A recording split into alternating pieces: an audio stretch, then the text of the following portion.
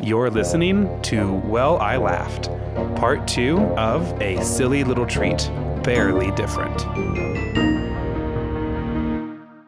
Oh, God, what was it? We were driving to Omaha, me, Jacob, Lydia, Danny, for my younger brother's wedding, and they had gotten me a little iced coffee, because I was the only one who actually had to work that day. You know, us hard-working public school teachers, the backbone of America, now that it's August. And at one point we pull up to the first gas station and I go, hey, I can like hear my heart in my ears, so I'm gonna get a water. Lydia, what iced coffee did you get us? And she pulls out this like huge jug of like Columbia iced coffee.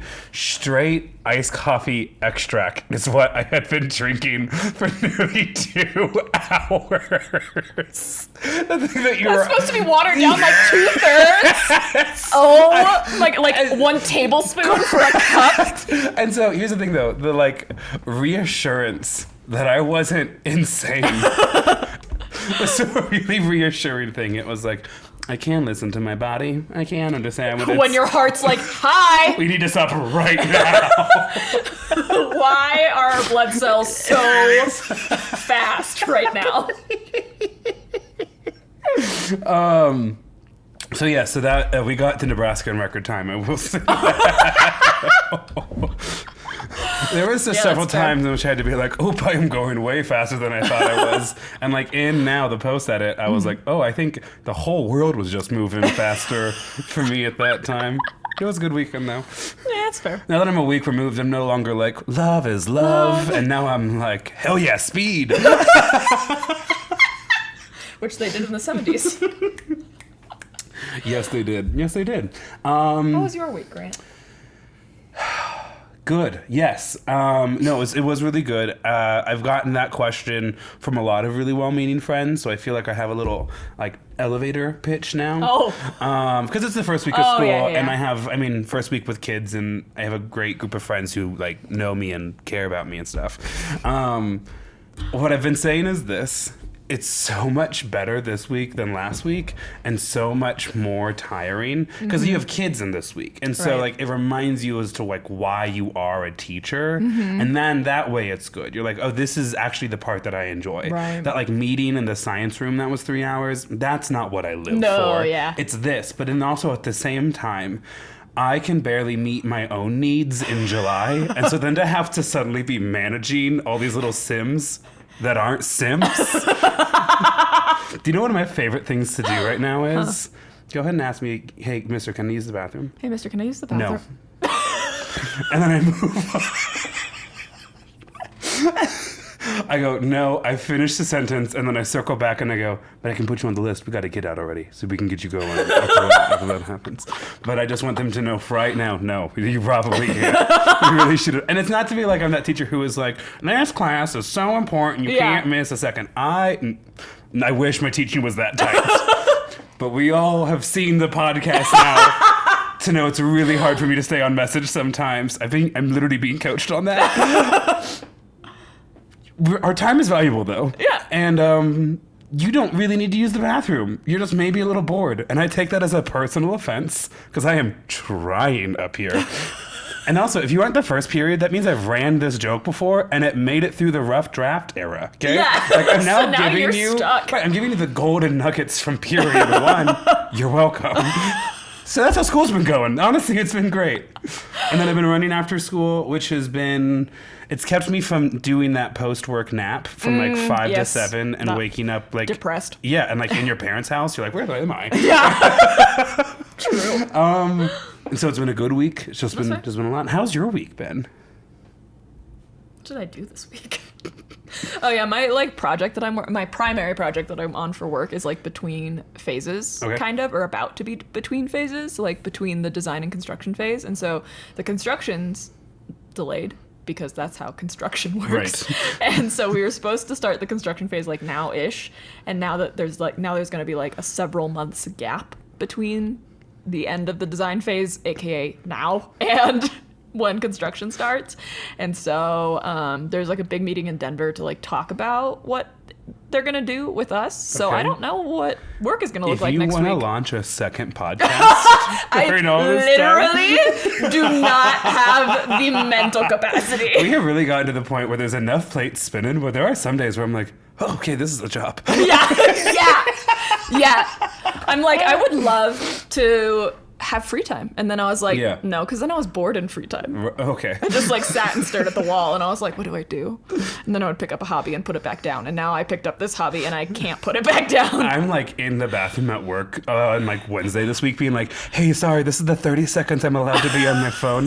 I've gotten all of your messages and I am working on it. If I ever text you during the day, know that you're working. Okay. I just need to text you or else I will never remember to text you. Are you every man I've ever dated? Yes.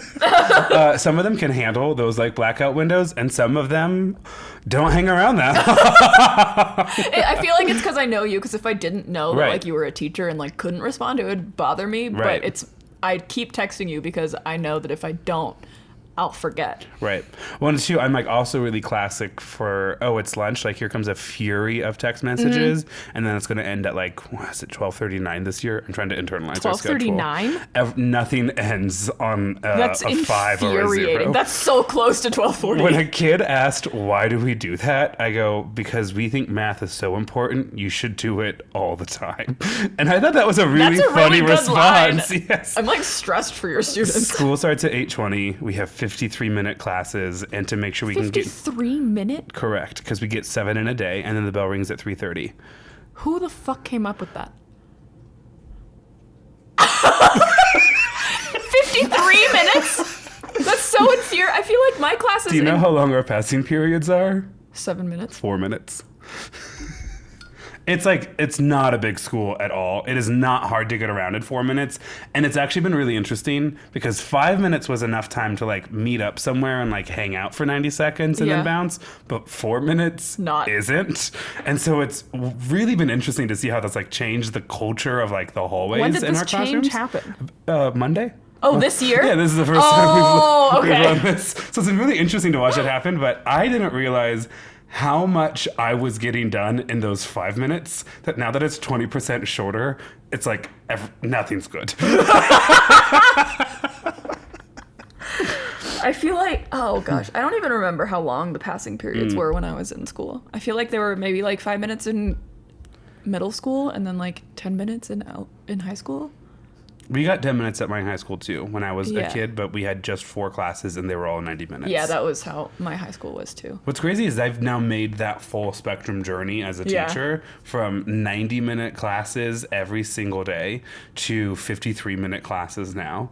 And there's a point now where I'm like, I couldn't imagine trying to hit 90 minutes again. I don't even want to be in this lesson that long. I feel like there was a lot of work time. Yeah, I'm like I don't remember how long my classes in college were now. Were they 50 minutes or were they 45 minutes? I feel like they were 50 minutes, which meant that I got the same amount of time in high school to get around the building as I did in college to get across campus. Right. Anyway, I just stressed myself out. I don't know why You I did did. that. I saw you worry about a term paper that doesn't exist. You just saw me stress out about the fact that I have to sit somewhere for 53 minutes. And then you have 4 minutes to get somewhere else. Class. Yeah, absolutely. The schedule is going to work just fine. There really isn't anything wrong with it. No, I'm sure it would be fine. It's also, this is like a big meditative practice for me has been to, as I've been saying, like kind of grind down the hills that I'm willing to die on. Yeah. It's like, this is my schedule that will determine kind of how my body functions for the next 9-10 months. Whatever. If you asked me right now, pen and paper in hand, to write out what my schedule was on May 31st, that I had been running for almost a year at that point, no way I could do that. I just don't even, like, the summer comes, I forget about all of it. That's fair. And I honestly think that's healthy. I think so too. I also, this may be need to be the last thing, and then I want to hear your story. I was listening to last week's episode, and I was like, God, we have not seen each other in a while. I know. I'm like, when does this story start? We're on like 33. So if you're still with us, that's kind and thank you. Yeah, also sorry about last week. We just like legitimately did miss each other. I guess. For everyone who's like, I love your friendship. Well, that's the price of it. I have now fully forgotten what I was going to say in the first part. You were like, this is the last thing. It was the last thing. It was Oh, that's it. Found it. Found it. Because I'm a teacher, my year starts and ends in the summer, which is really the better time to do that. Not like the rest of you non-teachers, which is January 1st. Yeah. I could not picture a worse day to like reflect and renew again than January 1st. I reflect and renew over an Aperol Spritz between like July 8th and July 22nd. It's like a soft close and then relaunch. And I think that's why I'm really happy all the time. I feel like my brain still functions on like that schedule of like once it's like May, I'm like, it's the summertime. Like, do we really have to get anything done? And then like August hits and I'm like, okay, we should. And I think I need to do this job. Yeah, I think I should probably get this done. I don't know. I have some stuff that does need to get accomplished. Yeah. I feel like I've never actually like seen the validity of New Year's resolutions. So, hi Monet. She was in one episode. And now she's like, I crave the fame. Who are you, Lee?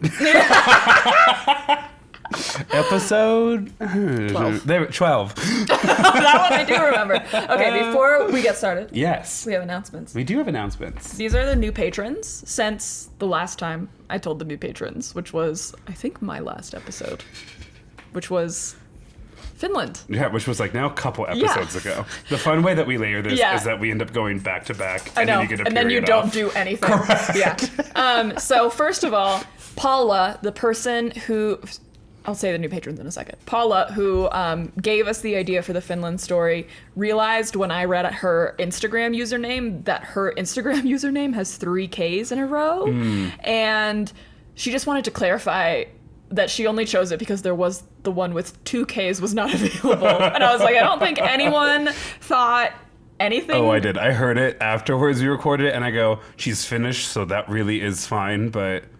Oh, interesting. I think while I was reading it, I was like, oh, interesting. And I think that's probably why it like came off so clearly. And so that's probably my bad. Paula seems like the sweetest person in the world, and I don't think she had any negative intention with that. Anyway, new patrons. If you're interested in supporting our Patreon account, it is in our link tree on Instagram, or it's just Well I Laughed Podcast. And our new patrons are Alexandra M, Tabitha B, Lauren W, Caroline M, Jane S, Christina S, Cora, Bailey J, Jenna W, Kat C, Alex S, Kayla H, Andrew B, Samantha S, Liam S, Kara B, Benedict S, who's Icelandic, Anthony G, Abby C, Lila, Chloe I, and Chloe M. So thank you guys so much for supporting us. We genuinely appreciate it, and we hope you're liking the content that we've been putting out and the Discord channel, which is increasingly unhinged. It is. We've renamed one of the sections to Dear Listener in anticipation, I guess, of Bridgerton coming out soon. And then I actually do also have a quick email if I could read. Yeah. So these are always fun to get like follow-ups to this, especially because, so this is a letter sent in to us from a listener about episode 4, Cocaine Bear. And I loved that episode. You and I had no idea what we were doing because episode 4 was actually recorded before episodes 1 and 2. Yeah. And so it's always been in my heart. That's the first one. Yeah, it's like the first one. It's like the weird little one because we are still figuring things out. And when you guys just listen to the podcast, you're like, yeah, okay, yeah. So it's always held like a little place in my heart. Yeah. And so I love that this comes from, I don't think I've gotten specific permission to read their name out. So to the person who is from the Council Bluffs, Omaha area, you know who you are, and we appreciate this. This is about the person that we talked at the very end who got eaten by grizzly bears after living with them for 13 years. Oh my gosh. Which was just a quick little throwaway line in an article. Yeah. But turns out their ending and their life's purpose had a lot more dignity, and I have 2, honestly, really tight paragraphs to read about it. Okay. Fully from the fan mail. You're an excellent writer. I'm going to put that on the record right now. It goes like this. I wanted to reach out about the Cocaine Bear episode, specifically the Grizzly Man mention. My siblings and I love nature documentaries, and specifically the Grizzly Man. It's narrated by Werner Herzog, and is both ridiculous and somewhat inspiring. Timothy Treadwell's story has a sad ending. but it's pretty cool, and I wanted to share more about it. He didn't spend 13 continuous years living with the grizzly bears in Alaska, but rather 13 summers there. Protecting grizzly bears is what actually motivated Treadwell to become sober. Outside of the summer months, he made a name for himself as an environmental activist and by traveling and spreading awareness to schools and other audiences, even appearing on national news programs from time to time. The last summer he traveled to Alaska, he brought along his girlfriend. That year, 2003, they resolved to stay a couple months longer than Tim would have usually done so. Likely by coincidence, but still worth mentioning, is that the bear that killed Timothy and his girlfriend Amy, yes, both of them, was not one they had spent the past 12 summers with, but was a bear that had traveled into the area late in the season. Both Treadwell and his girlfriend, Amy Huguenard, again apologies for if I'm not pronouncing that correctly, were killed by this unfamiliar bear, but their story lives on through the documentary. And then they say, thanks again for all the laughs. Really appreciate it. It's impossible to know every detail of every story that we share, especially a detail that's not about like the main person. Yeah. So if you guys have stuff like that, like please share it with us. We are not of the opinion that we got it all right or that we don't want to be corrected on stuff like that. It sounds like, 13 years living with bears. That's a whole episode right there, but it sounds like he was an environmental activist and not like man in the woods. The fact that he was protecting bears is insane. And it reminds me, have you heard of the Rhodesian Ridgeback? It's like a breed of dog.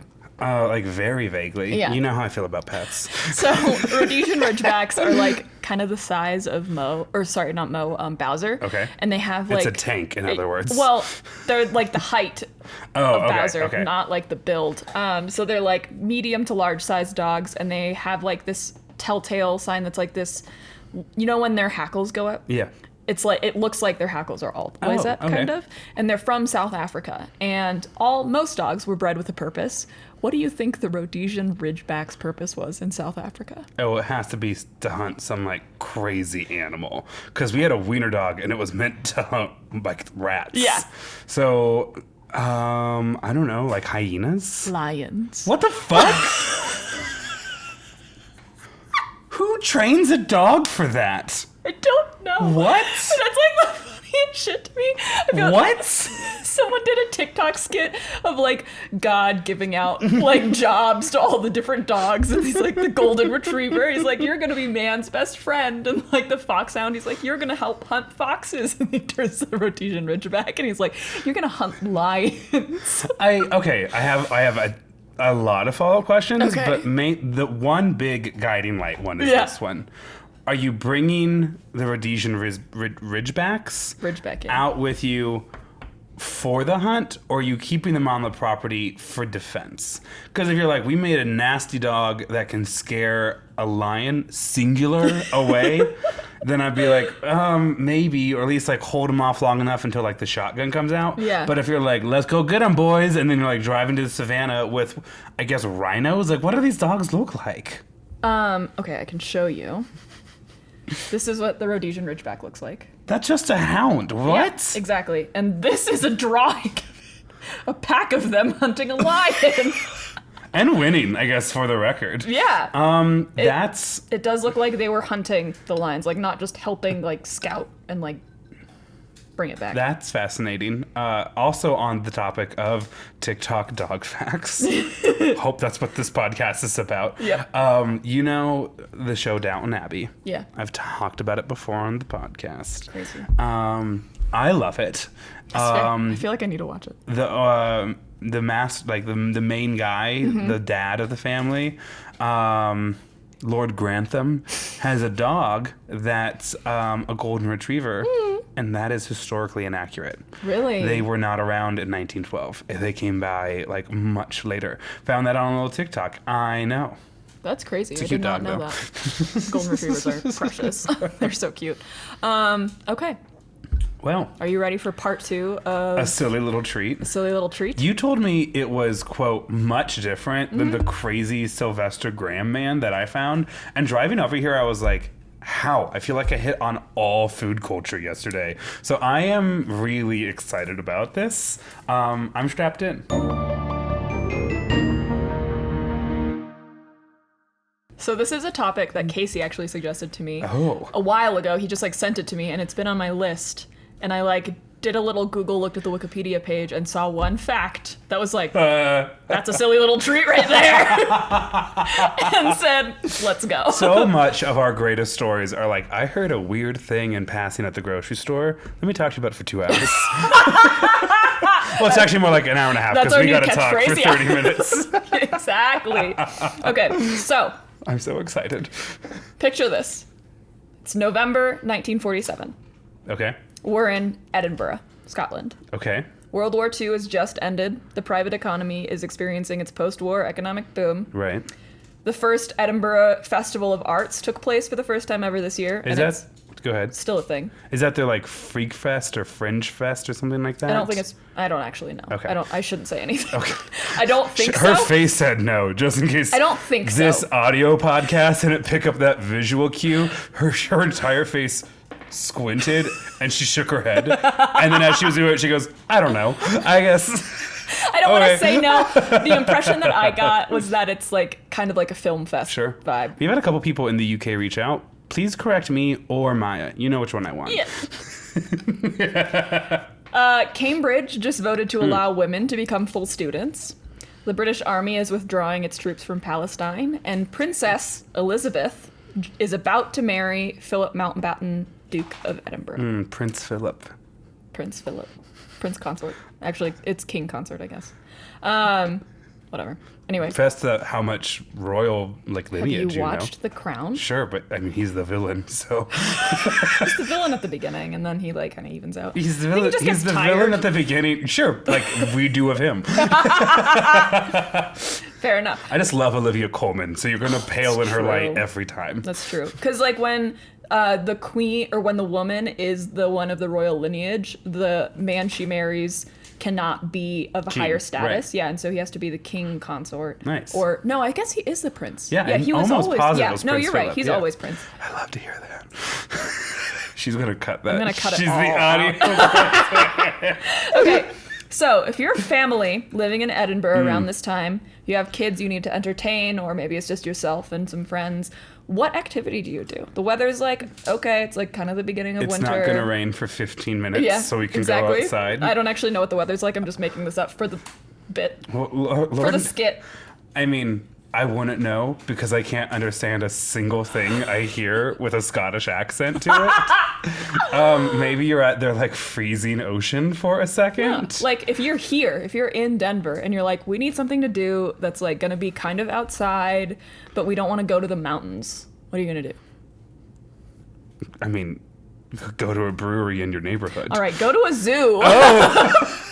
Oh, I'm sorry. The people you were meaning to ask that question were Denver Zoo lifetime members Jacob and Lydia. Zoo. Do you as well? Yes. Jacob and Lydia have a membership to it. My friend had a membership to it too. Jacob and Lydia are so funny because they will just go on these funny little quests. I love that. And it's kind of sad because I don't think they're healing any childhood trauma like the rest of us could. Yeah. They just on a Thursday went to a water park for a whole day.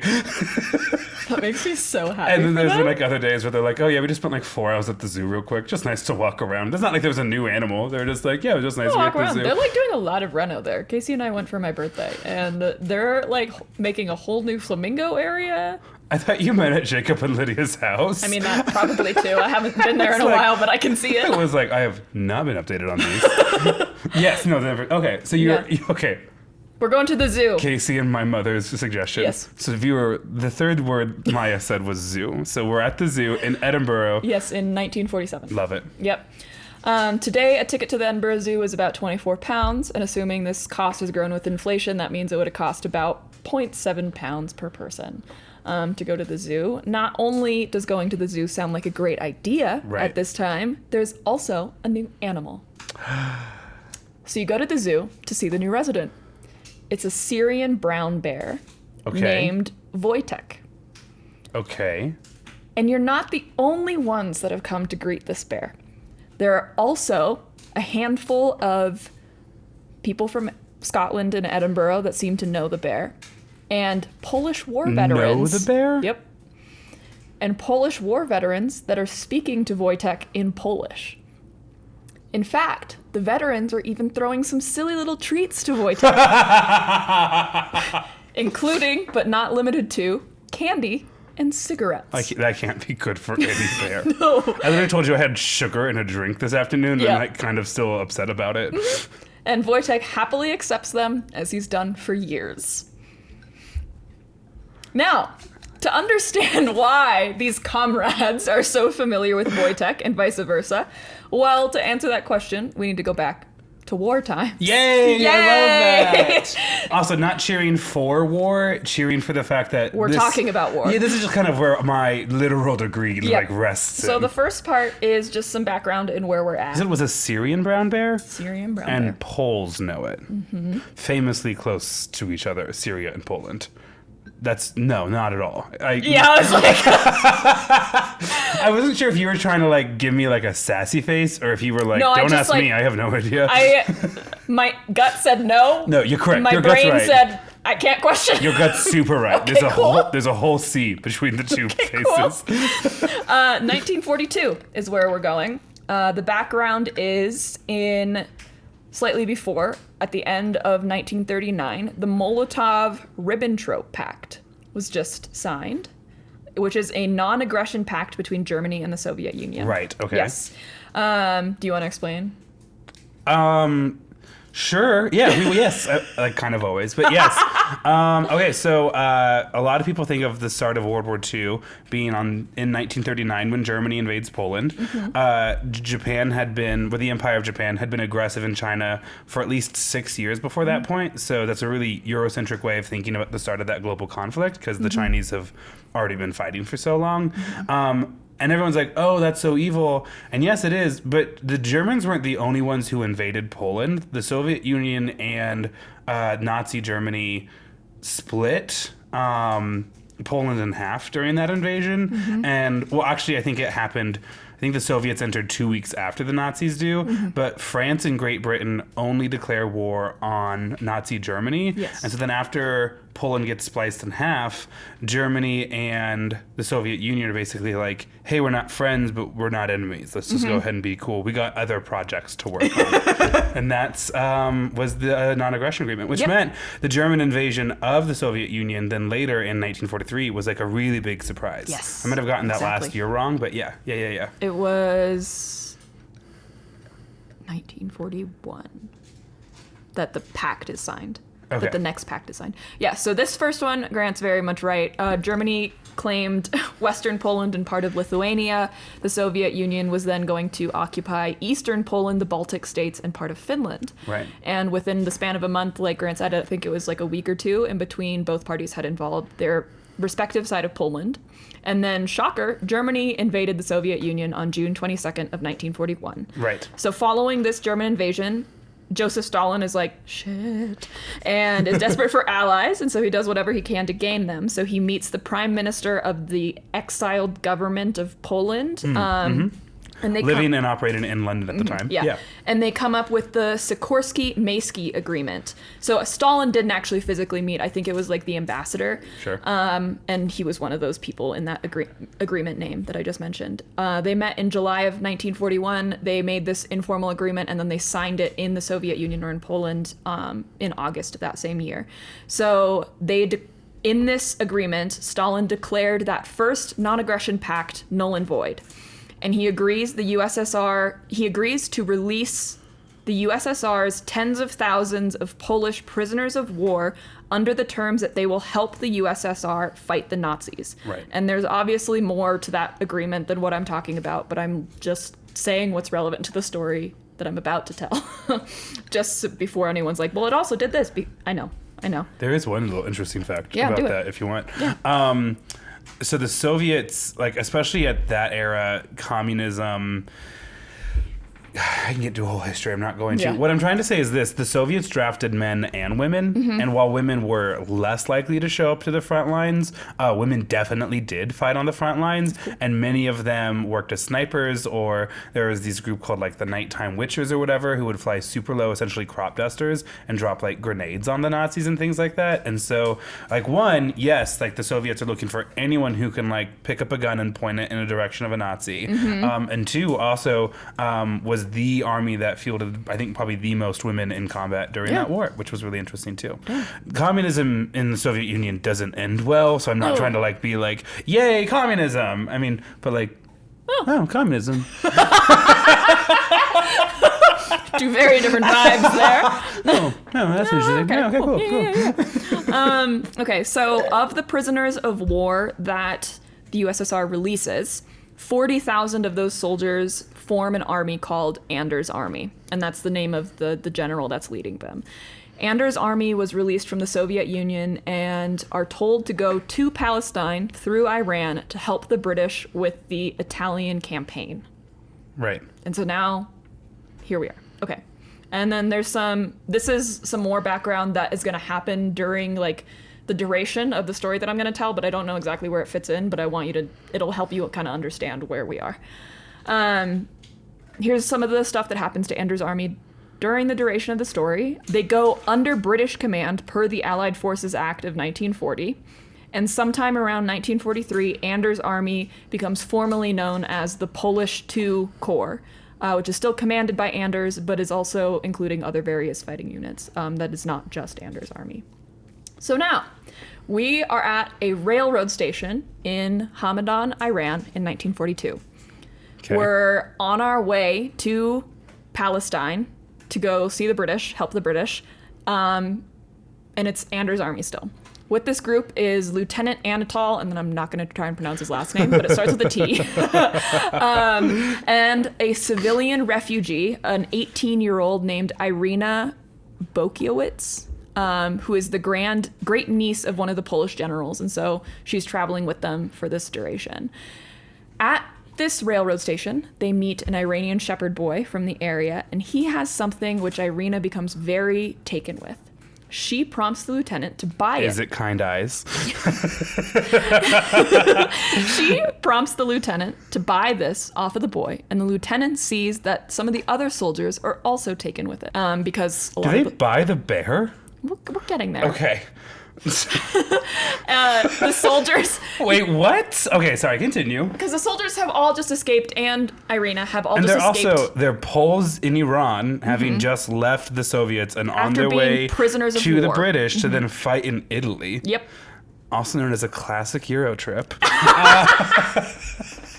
We're going to Europe soon, so that's front of my mind. Now what we're doing. We're going to do this exact trail. Well, this trip's going to change their life. It is. Exactly. I do hope that shepherd boy had kind eyes, because last time I was in Europe, that is literally all it took. All it took. Grant's like, I'm never leaving. I'm like, oh, have I not made out with anyone in this country yet? Guess I have to stay. I mean, I guess I gotta solve that before I can hit the train station. I'm fun. I'm a fun time, Mom. Don't worry about me. I forget you listen. Okay. That is absolutely a story I did not update on when I was there or when I got back. At no point was like, and I had a personal goal. Didn't say any of that to them. Teresa. My bad. Get him. Okay. So the soldiers, the lieutenant, give this young Iranian boy a Swiss Army knife, some canned beef, and some chocolate for the thing that the Iranian boy has. And you've already kind of hit on it. What is this thing? I mean, it has to be the goddamn bear. It's a cub. Okay. Okay, so the pre-bear. It's baby bear. Did you ever get, I think they were little sponges, but they were like tiny little dinosaurs as a kid, and you'd put them in a pitcher of water, it would grow. They bought the dehydrated bear for a knife and some canned meat. Yes. Which is, I think, still Polish currency today. Yep. Poland's like a fully modern country, but that's a really funny joke. Had some canned beef, don't forget. I'm sorry, I really am so pet averse, because these are prisoners of war who are now fighting for their country, which is fully occupied by two different nations. Mm-hmm. And my very first thought is, why would you bring a pet on a road trip? You're not anywhere close to home. You're gonna have to take care of that thing, and it's gonna get bigger. Like, that is, I'm so pet averse that my very first thought was like, well, someone think of the logistics. And you're not wrong. So it's good to keep one of us around. Yeah. So that's right, folks. They get a Syrian brown bear cub in a burlap sack. So how old was the girl, the granddaughter? 18-year-old. 18? Mm-hmm. Okay. So is this like a Disney movie now where it was like strapping young officer wants to impress the daughter of an important general, and he was like, if you want that bear, I'll get you that bear. No, guys, we gotta be cool. I'm like doing this thing right now. I'm shooting my what, was I supposed to tell her no when I came to the bear? I want her to hold my hand. Trying to make it with someone in Iran. Man, if there's a woman out there you're trying to woo, have you considered a Syrian brown bear in a burlap sack? And if that feels too logistically impossible, I have also found great success with just a small amount of cheese. Maia's face. Yeah, that would get me. That'll get me. Oh shit, is this Syrah marinated? Hell yeah. I feel like, I don't know if I've talked about this on the podcast, but I was pretty convinced for the first couple months of Casey dating that he was not for me, and I was going to break up with him.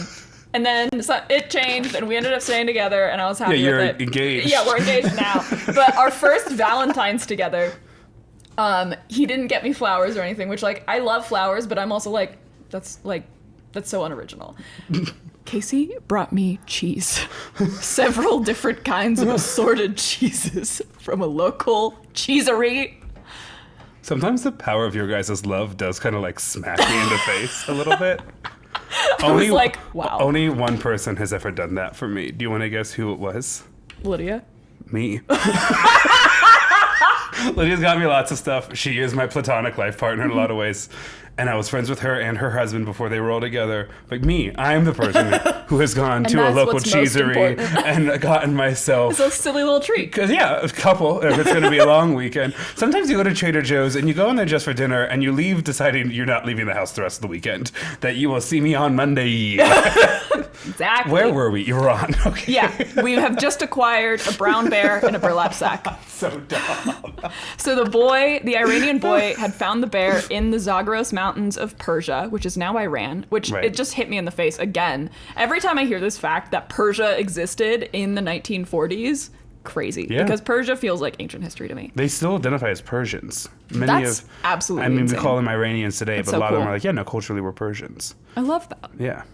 Anyway, the mother of the cub had been killed by hunters, and so the boy had saved the bear. Was it a Rhodesian Ridgeback? No, lions. That's a great callback. The hunter was a Rhodesian Ridgeback. 2 Rhodesian Ridgebacks actually in a trench coat. You know, the word Rhodes in the way it gets used in Africa is just a British explorer. I love Rhodesia was named after a guy whose last name was Rhodes. And then that means also the Rhodes Scholar Foundation is named after a guy who, like, claimed basically all of East Africa for the British Empire. That's cute. I love colonialism. What's so fun is that I intentionally don't pick history topics because I know this is who I am. And you do. Like, the last 2 have started in World War II. We're about to leave some of the... That's probably good for everybody. Yeah, that's fine. Continue. So the bear spent the next few months being cared for by Irina in a Polish refugee camp near Tehran, Iran. On August 2nd, he was then donated to the 22nd Artillery Supply Company, which is one of the divisions of the Polish II Corps/Anders Army, and he was named Wojtek by the soldiers, which is short for Wojciech, meaning joyful, happy warrior in Old Slavic. A soldier named Peter Prendis then becomes his first caretaker, and there's a few other soldiers that identify later on as his caretakers. But... as Grant pointed out, how the fuck are you going to take care of a bear? I also like, how are you going to domesticate it? Like, are you going to always have it in a cage? Here we go. Oh, okay. So he had trouble swallowing or something when he was a cub, and so they nursed him using condensed milk in an empty vodka bottle, much like Grant. Listen, the only factually wrong thing about what you just said is I would never have milk. Got him.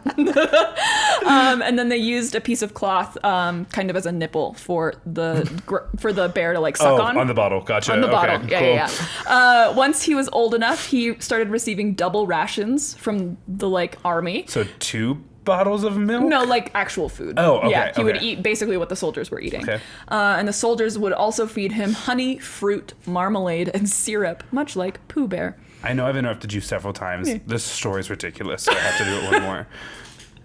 Sometimes you have a meal and you're like, oh, it's been a big day. Like, I'm a little bit hungrier. Imagine being in that company where there's like, oh, is the amount of food we can give you is enough? We can give you the bare quantity. Do you want the bare quantity of food? You stupid human. You're going to eat the same amount as a bear? I'm pretty triggered on food sometimes. This is a complicated thing. I love it, but... well, you are a bear, so... Thank you. It's one of my most redeeming qualities. Okay, anyway. Among these things, honey, fruit, marmalade, and syrup, Wojtek was also often given other silly little treats, like beer. That'll make me silly, yeah, absolutely. Yeah, exactly. And bloated. This quickly became his favorite drink, and he could drink a lot and never get intoxicated because he's a bear.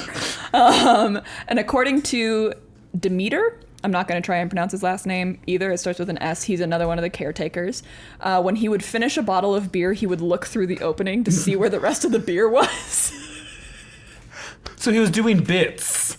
They keep him around because he'll do bits, and he only eats 2 meals. Exactly. Okay. Yeah, right? Logistically, things are starting to connect for me. All right. He would also enjoy drinking coffee in the mornings with his fellow comrades and enjoy smoking/eating cigarettes. He would accept a lit cigarette, take a puff, and then swallow it. So he's just really into chewing.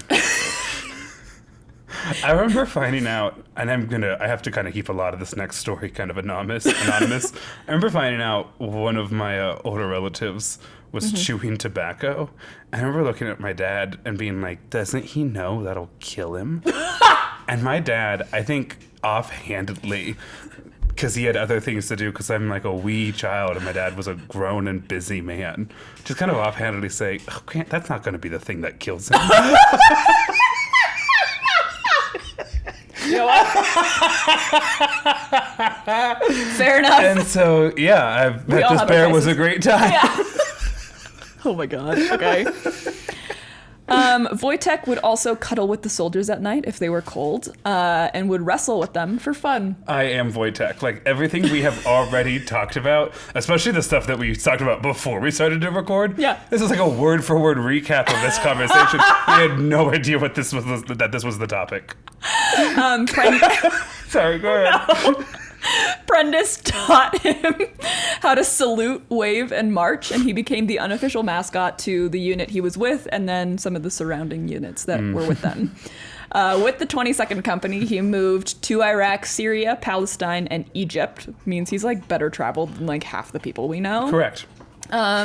He tended to get up to a lot of antics with the soldiers. At one point in Iraq, he allegedly stole an entire clothesline of ladies' underwear belonging to female personnel stationed in the area. I love that they say allegedly. Like it was maybe some other bear other than him. Listen, we don't know how many Syrian bears are in this part of Egypt, so let's just keep it pretty chill. No one saw my client do that. I also want to point out that, like, sure, they're personnel, but if they're Polish personnel, they are refugees fighting in this army.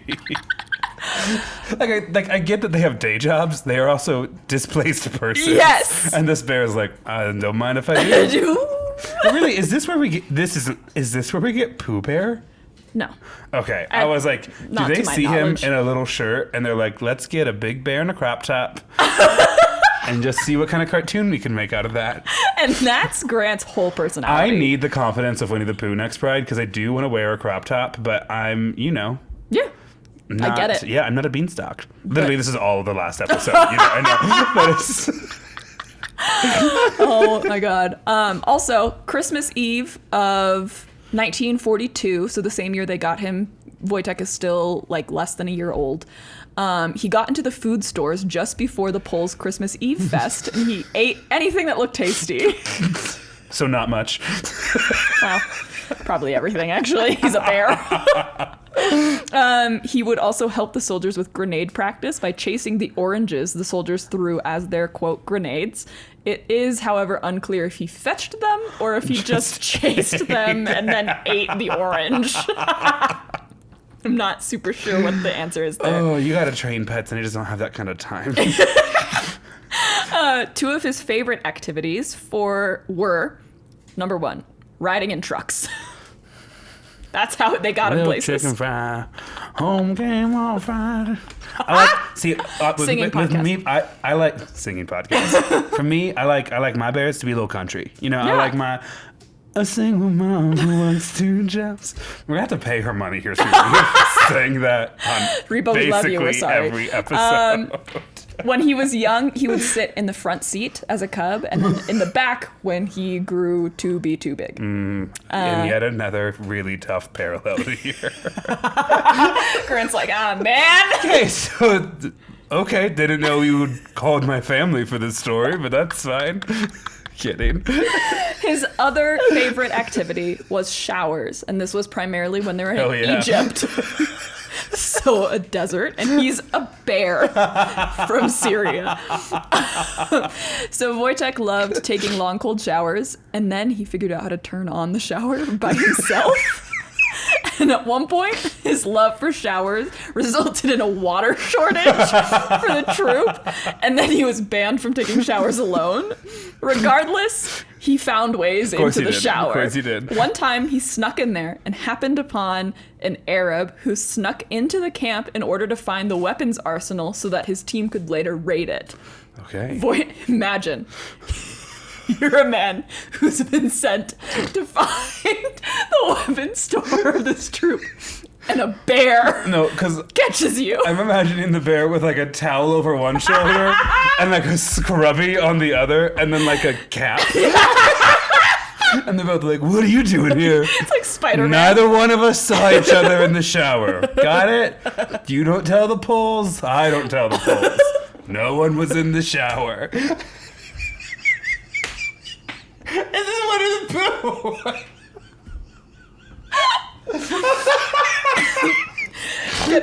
Get this. Wojtek terrified this man so much that the Arab immediately surrendered. No. That means Wojtek got in trouble too. No, Wojtek got rewarded so hard for this. He got unlimited shower time and 2 bottles of beer. That's PBIS, baby. For teachers out there, you know what I mean. That's PBIS right there. What's PBIS? Like positive behavior incentive system or whatever. Yeah. Instead of saying no, what if we just lavish the good ones with gifts? That's overly simplified it. The men, so that's just one of the funny antics he got up to. The men also taught Wojtek how to pick up new recruits and hold them upside down by their boots to make them think they were getting eaten. #hazing. Right, I was gonna say, that sounds like a robbery. Yeah. They were just like, oh my god, that bear's gonna eat you. In the world where this bear is like semi-human, you said taught it how to pick up new recruits. Did you imagine it like at the mess hall later that night? Like, so like what made you join the refugee army? You know? Can I get you a drink? Or it's a really nice color on you. You just like taught him how to flirt. The recruit is like, is this a bear? How desperate are you guys for soldiers? Why is a bear talking? What's in this drink? I know a little spot later if you want to hang out, and it's just the showers. I made this laugh on a video, and someone on TikTok said, when you started chirping, I lost it. The way that this whole podcast has opened up new, fresh insecurities for me. Yeah. Oh, yeah. It's also, I'm sorry, but this is actually also shower related and insecurities and viewers. To the person who sent us the message, when bald people wash their face, how high up do they go?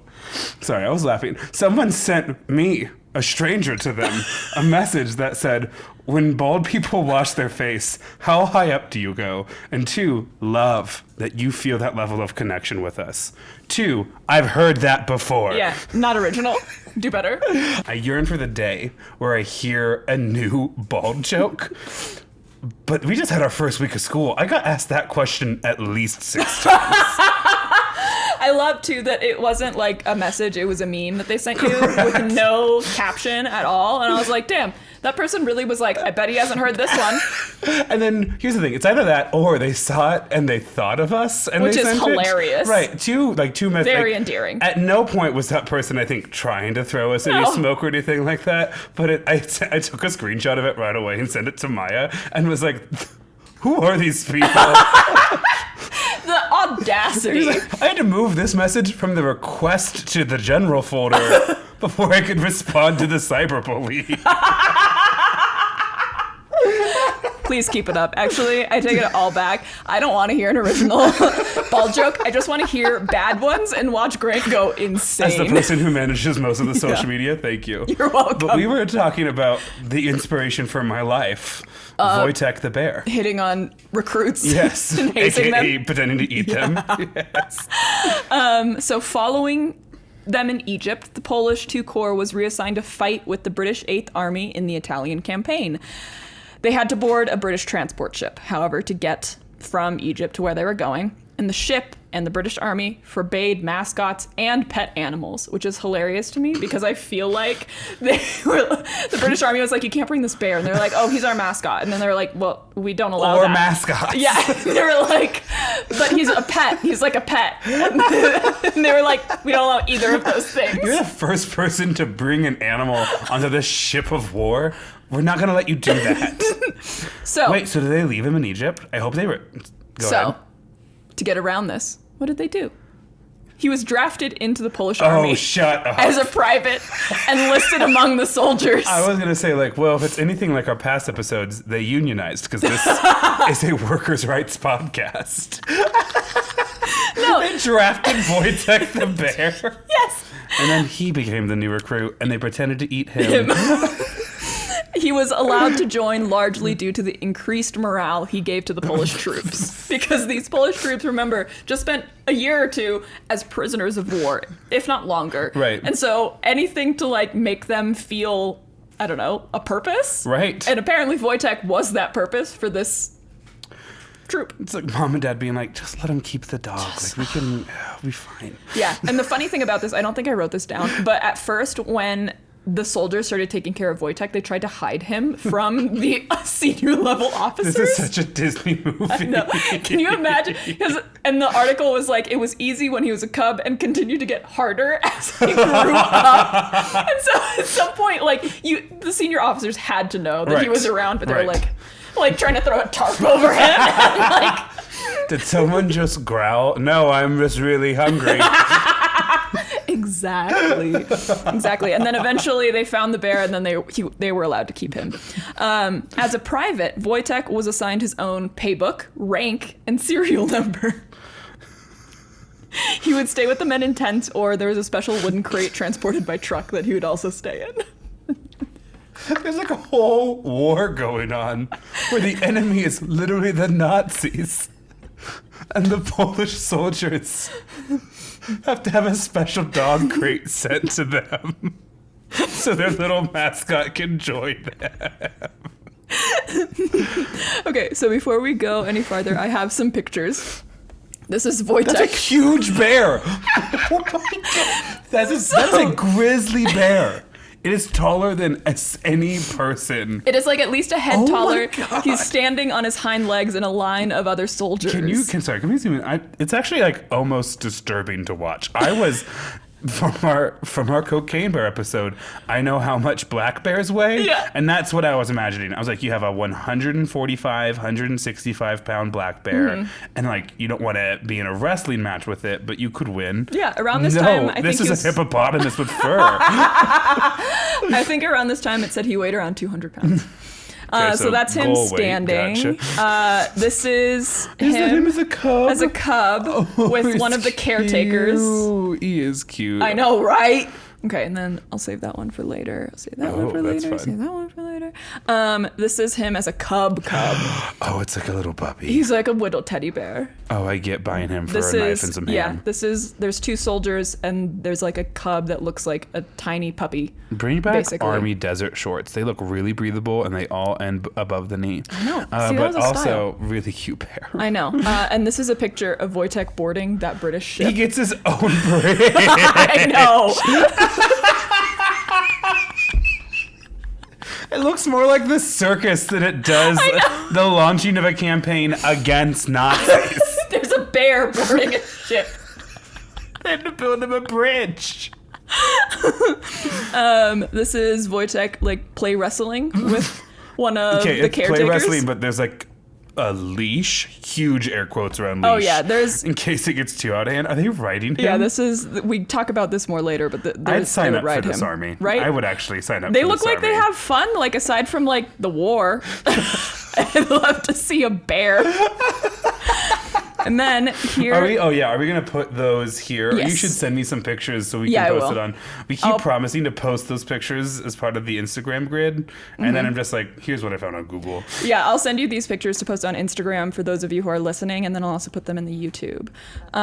So this is a YouTube video. This is a video of him wrestling with some of the soldiers. Oh, he's not going ham. He's not going all the way. He just looks like kind of a puppy playing. It does. Yeah, exactly. That's really cute. I know.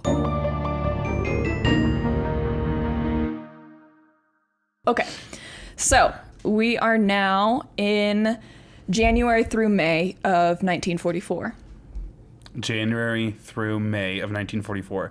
Okay, so that's a really tough time in the war. D-Day has not is this what you're queuing me up for? Yeah, if you want. Is that what that look was for? I don't know. So D-Day hasn't happened yet. Yeah. You're probably just coming out of what was another like really brutal winter. We're on the Italian Stalingrad campaign. might be ending. Yes. So then the American and British forces have just liberated North Africa from the Nazis and the Italians. And to try to open up a new campaign front, they invade Sicily and southern Italy and try to work their way up. But they pick like a really mountainous region. Yes. So the fighting is really tough. And actually, what a lot of people don't remember or know is that there's still fighting going on in northern Italy between Americans, British, and Nazis as like we're doing D-Day and then crossing the Rhine and like liberating France and like the Netherlands and stuff like that. And all these like big wins are happening in like what's considered Western Europe. In northern Italy, there is still like almost trench fighting going on. Yeah. Okay. So I'm so glad I can get it right. the specific battle we're talking about is called the Battle of Monte Cassino. Oh, okay. Yes. Which is aka the Battle for Rome. We're not going to talk about, you just listen to Grant's reaction. There's a lot of very sad things that happen in this war. The casualty count is very high, but it was super crucial because the Allied forces are going against the German forces in Italy. The objective is to break what was called the Winter Line and advance towards Rome. However, as Grant mentioned, they picked a very mountainous region, and there is like an abbey on top, or a church on top of this place. It was like an ancient historical church abbey, but also it was made out of like a ton of stone, and so it was like perfect to like hide out in, and it had a great view of everything. So militarily, it was like a important target. And it was. So the Germans were actually using it, which went against some pacts. They weren't supposed to be using churches at any point in the war. And so that kind of opened up a whole other can of worms. But yeah, Monte Cassino was in a mountain with a monastery on top, and was basically the only way to get to Rome at the time due to weather conditions and the terrain and the valleys that were held by German forces at the time. One of the key battles in capturing Rome, and is also thought as one of the most bitter and bloody battles against the Nazi army. It's a very sad tale, so I won't get into it, but there's a lot of info if you are interested. There were 3 military assaults before the 4th one, which is the one that we're going to talk about. This is the one that was led primarily by the Polish army at this point. The 3 before were primarily led by the British army. At first, so Wojtek is with the Poles at the Battle of Monte Cassino. And at first, he's scared of the explosions. Right. I was he's like, what do you hiding mean in trees. At the battle? He's at the battle. He's hiding in trees? He got scared and hid in a tree. Would climb up a tree. Okay. And then he's noticing his fellow comrades. He's watching what they're doing. And similar to how he's learned other things like drinking beer, smoking cigarettes, he decides to start copying them. And so he starts helping transport ammunition I thought to the you were front gonna lines. say like shooting. No, and I'd be no, like, no, no. That's actually so terrifying. No. In a Can way you that imagine? bothers me. That bothers. Okay, donkey. Gotcha. Yes. Okay. So remember the particular like division of the army that he's with are the artillery supply company. So he's actually with a group that's not actually fighting the front lines. Okay. But he is helping his like comrades carry ammunition. Specifically, he's carrying 100-pound crates that each carry 4 25-pound artillery shells between the trucks and the troops. And he never dropped a single one. Wow. And he carried the equivalent of what would take 4 men to carry. And Worth it for the 2 rations they fed him. it's true. And the terrain is like super sketchy up there, so it's taking them a long time, and he was able to help them. He got into doing this by simply copying the men around him. When they lifted the crates, he lifted the crates. Wait, with his mouth? No, he would stand on his hind legs and hold them with his front paws. Fuck you. That's not true. Yes, it is. There's no way That that's is true. absolutely true. Well, now back into nightmare territory for me. What do you mean he would pick him up with his little bare hands? He knew how to march. He would march on his hind legs. I actually don't really like that fact. That fact really kind of bothers me.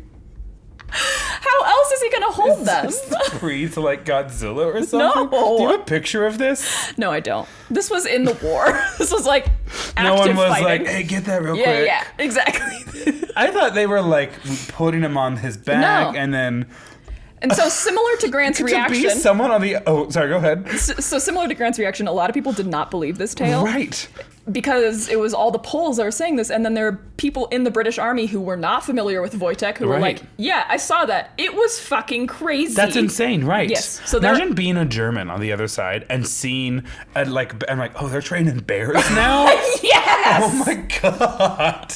Terrifying. So many soldiers not familiar with Wojtek were stunned to see the feat, and so they verified what the Polish soldiers were saying, and this fact earned him a promotion. He was now a corporal. He outranked most of his friends. I knew there was a reason I rewatched Band of Brothers this summer. And because of his heroics at the Battle of Monte Cassino, the troop or the division that he was with changed their insignia / emblem to a picture of Wojtek carrying an artillery shell. And that is this. Yeah, that's pretty terrifying. Yeah. to see. So technically- he's like holding it like you would like a log if you didn't know. It's like if you didn't want. Yeah. Yeah, but what he was actually carrying in the war was actually boxes with like 4 of these. Oh, okay. So this is just like a, I don't know, representation. Fascinating. I know. Okay, so after this, he continued his antics / heroics, depending on who you are. In the middle of this, as I'm like, kind of like, where am I and how did I get here? We love taking a theme and then just being like, surprise, you didn't see this coming at all. Because there was a second I was like, is he eating the shells? Oh no, he's eating everything else. Not people, though. Not people or shells. Okay, continue. Yeah. So after this, he stayed with the army that he was, or the troop that he was with, and he continued his antics / heroics, which I guess it depends on who you are, what you see. He would scare swimmers in the Adriatic Sea just for funsies. And he would stalk horses and donkeys, also seemingly just for funsies. He never hurt any of them. He just like would stalk them, chase them a little bit. I hope it was for funsies, but part of me is like, that little bear brain was like, I know I'm supposed to be doing this, but for why? It's like when you walk into a room and you're like, why am I in here right now? Yeah, exactly. And that's what this guy's doing. And by this guy, I mean Wojtek, the actual Syrian bear. Corporal to you. Corporal Wojtek, formerly the Syrian bear. Right, exactly. The orphaned Syrian. That is how you know it's a Disney movie. It was orphaned. Found family trope. Okay, so since he was raised by humans, he really never posed any threat to other humans. But others didn't know this outside of the troop, and so the troop would often use this to their advantage if they needed to like scare someone. Okay. We're now at the end of World War II, 1945. The troop gets not demobilized, but they get sent to a camp, like after the war. They're sent to Berwickshire, Scotland, with the rest of the 22nd Company. Wojtek's with them.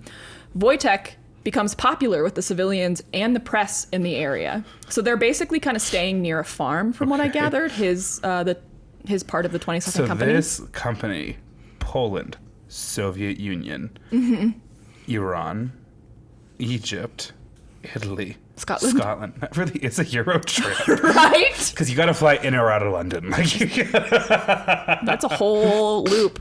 Wojtek actually becomes a honorary member of the Polish-Scottish Association. There's a Polish-Scottish Association? Apparently. Okay. If you appreciate cold weather and that's it, go ahead and join the Polish-Scottish Association. Okay. Around this time, he would drink 2 bottles of beer a day and was allowed unlimited rations because they're not really in war times anymore, I guess. COVID rules apply. Yeah, exactly. Okay. The group also built him a swimming pool at the camp he was staying at, and he loved it. And he was often found swimming there. Wojtek would also help carry fence posts when they assisted the locals working on their farms. Again, not the way you think, which is like you've loaded up a donkey, but with his 2 Standing. huge functional hands, which still bothers me so much. You can kind of get enough distance from you in that fact, and then it like inevitably gets brought up It's again. you again. Yeah, exactly. One woman, her name is Aileen Orr. She's the author of the book Wojtek the Bear, the Polish War Hero. She currently lives on the farm that the Poles stayed near after the war. Okay. So her grandfather was a Scottish soldier who helped get the Poles from Baghdad to Scotland after the war, and she is now married to the man who owns the farm. Oh. So kind of a lot of weird connections. TLDR, she lives on the farm where they stayed at. Okay. Orr says there are trees in her garden which still have Wojtek's claw marks on them. Oh, that's kind of cute. Right? This is a picture of one of those trees. You can see. Yeah, that's a bear mark. Yeah. Yeah, that is in a way where if you were to see it, be like, oh, isn't this cool? It looks like a bear mark, but That's surely a bear mark. bear wasn't. That's a bear mark. That's a bear mark. Mm-hmm. Exactly. Okay, so can I say real quick? Yeah. Because I don't know what this bear's like final chapters are. It is so British for them to take this Syrian bear that was loved by the Poles. Yeah. And put it in Britain. Like, I'm shocked it didn't end up at the British History Museum.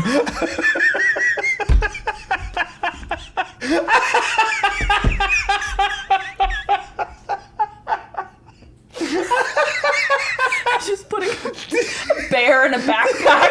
Like, we'll be right back. Exactly. Poles are like, damn it. You'd be surprised how many countries want this, and that we have it. Not that Americans have really all that much room to talk. No. But we don't have it all in one building. It's true. The meme is about the British, okay? Exactly. We have not been kind to the United Kingdom this episode. And we love you. We're coming. We're going to be there soon. Please let us in. We get to their TSA and they're like, ooh. Does WIL mean anything to you? Really, really hope there's more letters and that's your name, officer. No, I do. I know what that is. Heard episode 18, huh? You're like, I'm sorry, we have to deny your entry. It's also maybe episode 17. I don't know. Everything's an illusion in my brain right now. It's 17. Okay. Yeah. Okay. So she grew up, Aileen Orr, the woman who lives on the farm, grew up hearing stories about Wojtek and how he was a part of the community because she kind of grew up in the area. The locals would feed him honey, jam, and would wrestle with him and kick around a soccer ball with him. He would attend local dances, concerts, and local children's party. He would even stand up and sway to the music with his soldier friends. So terrifying. So creepy and terrifying. I'm sorry if this was supposed to be like the lighthearted detail that you found. Everything he does that crosses a line into humanness to me really bothers me. I love it. Again, if it was a monkey, maybe I would maybe understand because we've been all conditioned to think that we're they're super like cute. Right, but like a bear doing human stuff, I don't know. I love it. Okay, continue. Okay, there is not a single tale of him being aggressive towards humans or small animals. To the confusion of many. Yeah. Like, people don't understand it. There's even a tale of him playing gently with a beetle on the ground for hours, and he never killed it or anything. He did enjoy stalking and frightening sheep on the farm. This bear has hobbies. Yeah, he has hobbies, and they happen to be almost being a bear. Sometimes I like to cosplay as a bear, but here I am, just the third-ranking general in the Polish army. I remember carrying gunfire bullets in Italy. Those were the good old days. There's a part of me that feels like, run, Wojtek, but I got responsibilities now, you know? 7 more years, I can get a pension. I got too deep in. I need to pull out. Now. I got too deep in to Wojtek, the human who doesn't know he's a bear. He's Buddy the Elf, but of bears. Yeah, exactly. He's like, I don't look like you. Why am I not as good at shooting as the rest of these people? Along with his other hobbies, he would let children ride on his back. Okay. And again, not a single tale of him being rude or anything. He would just let the kids ride on his back. As long as you call it a circus, parents will basically put a kid on any animal. Yeah, the 40s were a different This time. is our circus porcupine. Like, touch it if you dare. He was free to roam the camp during the day, but at night he was tied up with a cuff of bells on his leg so that the people could hear him coming if he were to ramble around. Okay.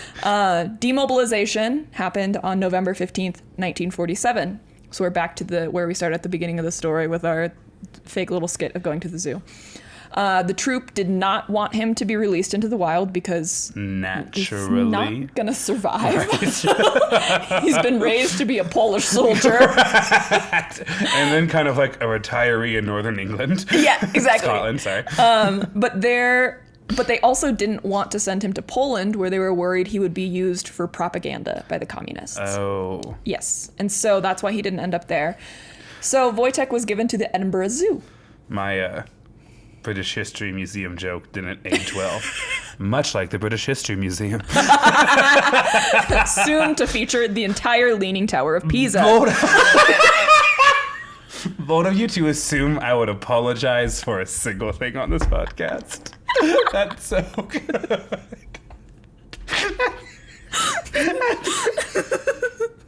Has anyone checked the Declaration of Independence lately? I'm gonna steal the Declaration of Independence. Nick Cage. Hey. Where are we? Okay, Wojtek has been given to the Edinburgh Zoo. And this is where this is the end of Wojtek's story. He's gonna live out there for the rest of his days. Wait, really? Mm-hmm.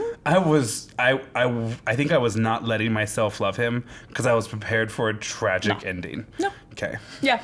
So he was visited often by journalists and former Polish soldiers. Some would bring him candy and beer, and they were even allowed to wrestle with him. After they escaped communism, sure. Mm-hmm. I think a lot of them didn't go back to Poland. There's also like a massacre they'd seen the world that at that happened point. around. Yeah. Well, yeah. Oh, you just said massacre. There was also a massacre of Poles with the Yeah. USSR kind of around the time that they were released to be Anders' army. So I think I read that a lot of Poles never returned to Poland. And so I think they were just a lot of them were just vibing in Edinburgh. Sure. Visiting their old friend Wojtek. Yeah. Their apartment wouldn't really allow bears, and so. And that's why passing non-discrimination ordinances is so important. He's a corporal, damn it! He's got a social security number and everything. What is that from Pirates of Penzance? I am the very model of a modern Major General, and it's just the bear. That's a musical theater reference that I'm pretty sure I got wrong, but it's fine. Yeah, it's fine. It was funny. So some would toss him cigarettes to eat like they did during the war. He loved being spoken to in Polish and would recognize a lot of his former comrades. It's rumored that when he heard the Polish language or accent, he would stand on his hind legs and salute because he had been trained to, or wave like he had been trained to do. He frequently appeared on BBC's Blue Peter, which is the longest running children's show in the world. It's been airing since October of 1958 and is still on today. He would appear on that show. Wojtek died in December of 1963 at the age of 21. My God. Yeah, weighing nearly... At the age of 21? Mm-hmm. Hold on. 63, 53, 43, 42. Mm-hmm. He was... Oh, they got him at like age 0? Yeah, he was a baby. He did all of that before he was 7? Yeah. I don't know why I thought it was like a teenage bear doing all of this. No, it was like a toddler bear. It's dumb now that I think about it. When I think about bears and I think about, but I was definitely like, oh, he's the same age as all of his. It's so. What you want to know? What's so silly, Maya? The assumptions you make in a story, the parts that your brain just kind of fills in for you as you're listening to things. Yeah. Yeah, I thought it was an 18, 19-year-old bear. No. And so when you said, 1960s, I was like, wow, he lived to be like 60 years old. 21 years old. Mm-hmm. Yeah. Too pure for this world. I know. At 21, at this point, he weighed 500 kilograms. So which is what, like a snack or like 1,100 pounds. And when he stood up on his hind legs, he was 5'11". Okay. The average Syrian brown bear, to give you an idea, weighs 550 pounds. So he got a lot of snacks. And lives between 20 and 30 years. So he actually lived a normal lifespan for a Syrian brown bear. Okay. He did weigh twice the size. A lot more. Around the time of the Battle of Monte Cassino, he weighed what a normal Syrian brown bear would weigh. And so I think being in a zoo and being fed treats, silly little treats from all of his comrades. It's the my food intake has remained the same, but my physical exercise regime is different. No one gives me any artillery to carry these days. Every time I come back from a hike, I'm like, I feel like just really like kind of like light and airy, and it's like, yeah, no, duh, girl, you've had like one box of goldfish and hiked 25 miles. Yeah. And then usually 2 days later, I'm like, okay, yep, I'm back. I drank some water. My gravity is getting back to normal. Exactly. Okay. His death was partly attributed due to damage in his esophagus, parentheses, perhaps from swallowing cigarettes. Or all the beer they raised him on as a kid. AKA a dangerous little treat. It's actually an anti-smoking campaign. Hey. Okay, so commemoration. He was commemorated in several ways, and what I'm going to list are some of the ways, not all of the ways. There was a movie, Wojtek, the Bear That Went to War, from 2011. There's a statue. Is it like a good movie? I don't know. Okay. There's a statue in Krakow, Poland, 2014. There's a bronze statue of him with Prentice, his caretaker, that was erected in Edinburgh in 2015. It was planned, funded. So 1 year after Krakow got theirs. Yes. Okay. But this one was planned and the funding was organized by Aileen Orr, who we talked about earlier. Right. And it was originally intended for Scotland, and I'm still unclear as why it ended up not in the like farming area, but it did end up in Edinburgh. Okay. It stands on a platform of Polish concrete so that he can stay on Polish soil. Oh. I know. There's a statue of him also in the Dun, Scotland, which was erected in 2016, which was closer to where he was staying in Scotland. And then there's a movie called A Bear Named Wojtek that was actually released in 2022. So he's had 2 movies. Several books. Okay. At least 2 statues. 3 statues, at least. Okay. I know. Because he was a good boy. Yes. The goodest boy. The goodest boy. He trailblazed transporting animals at places that don't want them. We can thank Wojtek for every cat you have ever seen in TSA. True. Not talking about emotional support animals. I think that part's obvious. Yes. So this is the bronze statue in Edinburgh. Oh, wait. They actually did it really well. Let me read this out real quick. Let me see this. They did that. That's... Do you know what I love about these kind of statues? You can see where people rub all the time. Yes. His nose is all shiny. He still gets like snout pats. He still gets all the pats. No one has touched the human. Yeah, that's fine. That seems but fair. It's like his nose and his ears. And good. what's also really kind of sweet about that is it's small children who are like coming 100%. Up and touching it. It's like there was this TikTok I saw, and there's all these statues that are really old in Italy. Yeah. And it's like Monet. Speaking of pets, What the fuck? to take it out of you. Yeah. Jesus. You can see like the dogs are always like gold. Not these 2. Monet. What the fuck? Are you stuck? Come here. There's no one at the door. I can see. No one's at the door. Jesus Christ. Anyway, there are statues in Italy. The dog's gold and the humans are untouched. I love that. And so they shine through. I love that. Is it brass, copper? What does that? This one, well, I think a lot of metals will do that. Okay. This specific one is bronze. Bronze, right. Okay. Yes. So in all my Googling, I only found one source that thinks that Wojtek was abused. Oh. Okay, sorry. This is good. It's just a 90-degree right turn. Well, I feel like I should mention it because I found it, and some people... Sure, I get that. Like a blog, basically, that recounts a lot of the war effort and seems to be kind of dedicated towards the Polish soldiers. And the person who wrote it, I don't think really understood what was happening. And I'm not trying to gaslight them, but a lot of, like, one of their primary points was that Wojtek was put into a zoo, which is inhumane. Oh. Yeah, okay. And I was like, I mean, you're not wrong, but also, where were you going to put him in the 40s? It's not like they're huge rescues for bears at the time. And also, like, I after I found that, I tried to Google, like, Wojtek being aggressive, Wojtek injuring soldiers. Right. Nothing. I could not find anything. So take that as you will. Also, like, the whole zoo debate is also super complicated. Yeah. I'm not going to come down one side or the other on it. I don't think I know enough, but I don't think Wojtek... Monet! Yeah, Monet needs set up in the zoo. No, I'm kidding. I am absolutely kidding. Maybe even cut that. Do not want the Mo Crow coming from me. Yeah, I mean, I think if we're going to talk about the abuse, it's the hundreds of cigarettes they fed him. Yeah, exactly. And they were like, well, he was chained up. And I was like, he was roaming free most of the time. Right, exactly. In fact, at night, they gave him little bells on his feet so he could wander around. Also, that bear showered more than any bear in history. It seems like the bear did not want to leave. No. Anyway. So, anyway, maybe what is it called? Stockholm Syndrome, right? Where you're like fall in love with your captor. But, I mean... He has the chance to kill at least 2 or 3 of these people. He could have actually eaten the privates he was hazing. Absolutely. Never once did. Peace-loving bear, as many of us are. He could have eaten that beetle. He didn't. He could have eaten a lot of sheep on that farm. He didn't. So take that as you will, dear listener. I think he lived a good life. I think he lived an odd one. I don't think that's how certainly an odd one. Syrian bears are supposed to live. But, not all boys born in Nebraska are meant to stay there. So exactly. The face I'm making right now is kind of funny. But you can't tell because, again, it's an audio platform. Hey. Okay. To this day, Wojtek is thought of as a symbol of Polish camaraderie.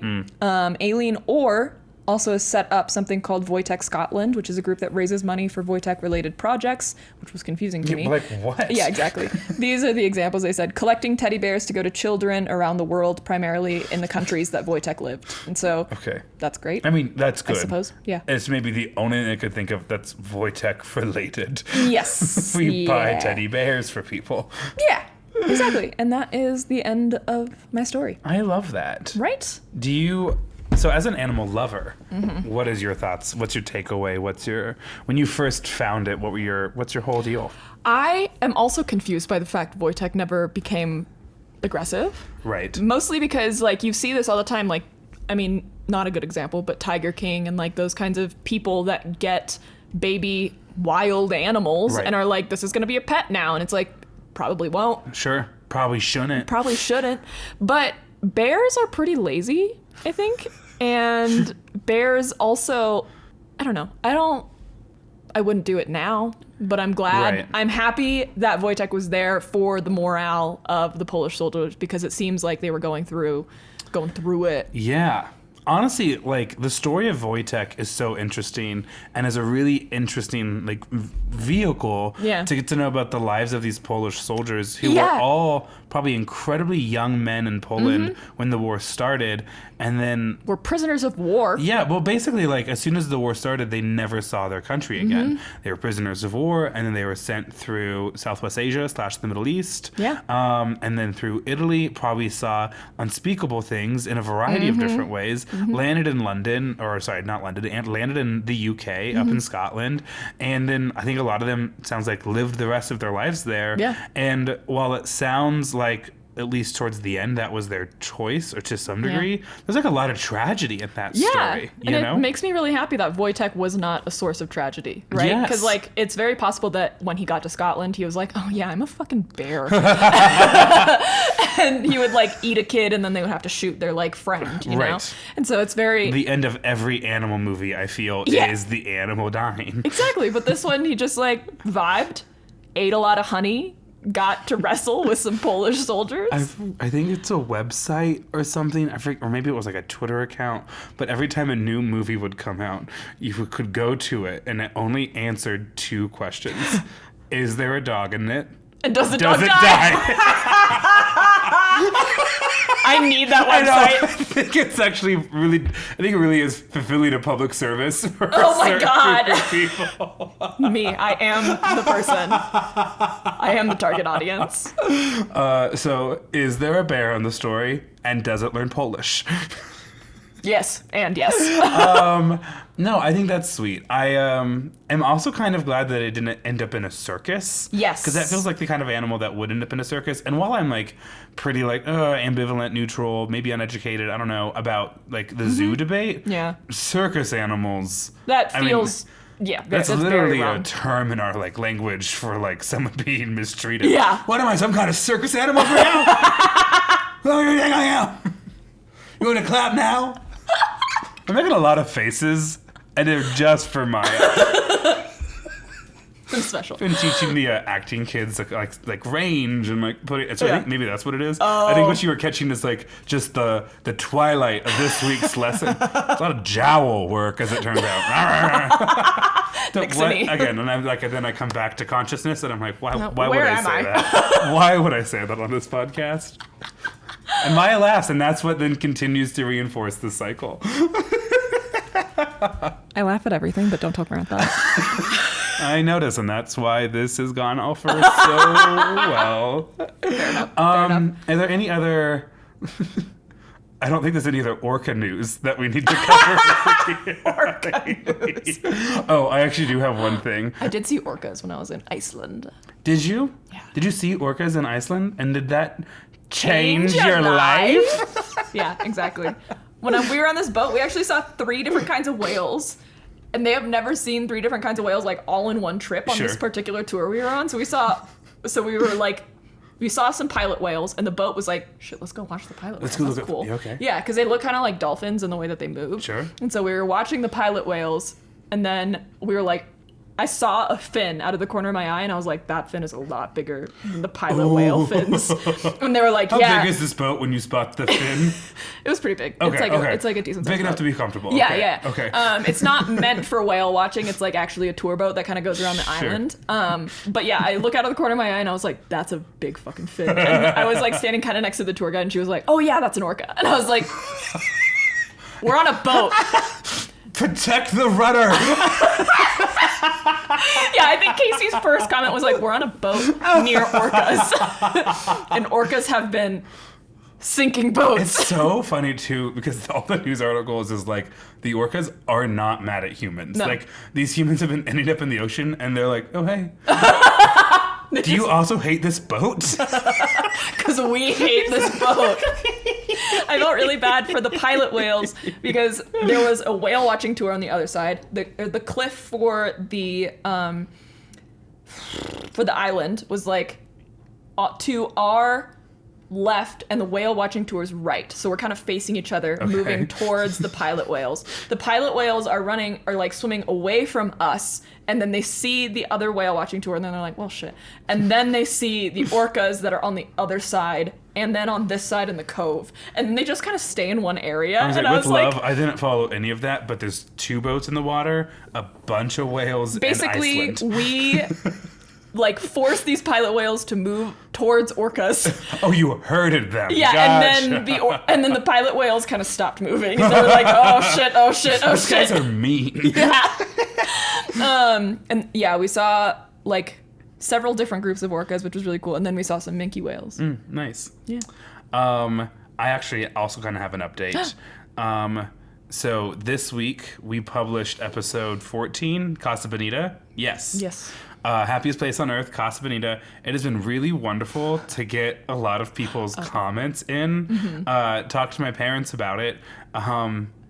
Both of my parents were brought by their parents when they were children. Casa Bonita was not something that like they stumbled into when they brought us on a family vacation. It's a family journey. Greg and Teresa were both brought by their respective families when they did their own Denver trips. And so it's like, and now I have to have a child just to continue the legacy of a child being exposed to Casa Bonita at an age young enough to form memories, but yet old enough to form memories, but young enough to still believe in magic. It's so funny the number of people who have commented on our post and been like, I forgot about this place completely until right now. And also, apparently, Utah had a version called Mayan Adventure. Yeah. And everyone who's talked about it has been like, but it was always worse than Casa Bonita or whatever. But one person was like, yeah, and at Mayan Adventure, or was it no, I think it was Mayan Adventure. It was Mayan. Yeah, they're like, at Mayan Adventure in Utah, like every hour there was a dance number to Shakira music. And I was like, no, hold on now, hold on. Whoa. Hold on. What's the rubric we're using to determine what's better or not? I would love to see some Shakira. Exactly. Casa Bonita, let them know. And so really, really glad that we are resonating with people. Yeah. And also, I had actually fully forgotten that was going to be an episode for like a lot of people who had never even kind of heard about it. Because one person was like, I thought you were going to talk about this thing, and then the whole episode was about a local Mexican restaurant. And I go, oh my God, I hadn't even thought about Casa Bonita as a, quote, local Mexican restaurant.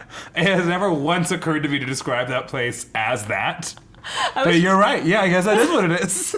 I was really excited by the people that enjoyed that episode, because in my head, that episode was just for me. And I was like, this episode's 100%. maybe not going to do well because people are going to be like, they're making this up, right? But the number of people that have been like, this is exactly what I was picturing, or even better, this is exactly the opposite of what I was picturing.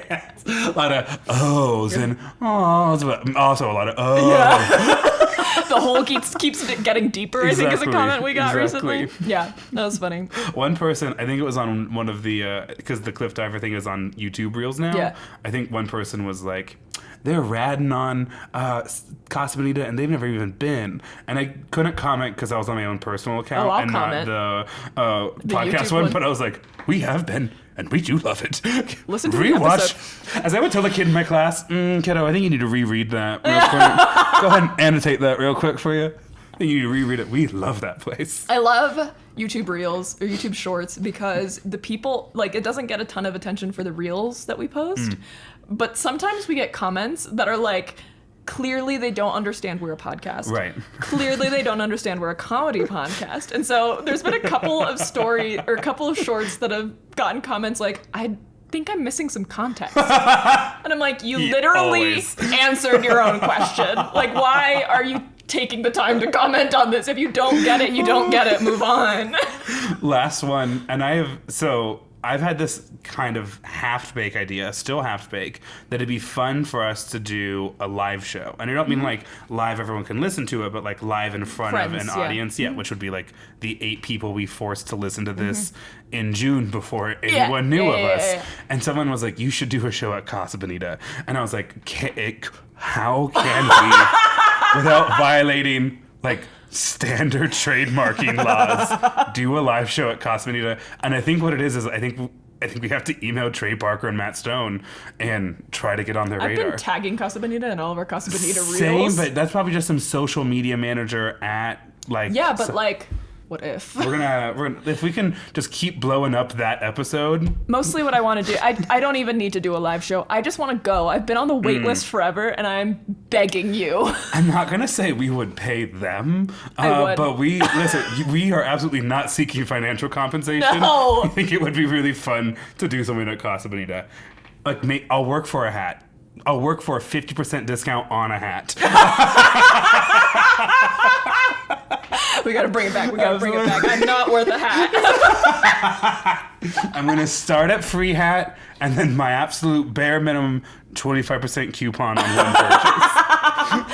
And some sopapillas to go. Yeah, an extra basket of sopapillas, even though they are free and unlimited.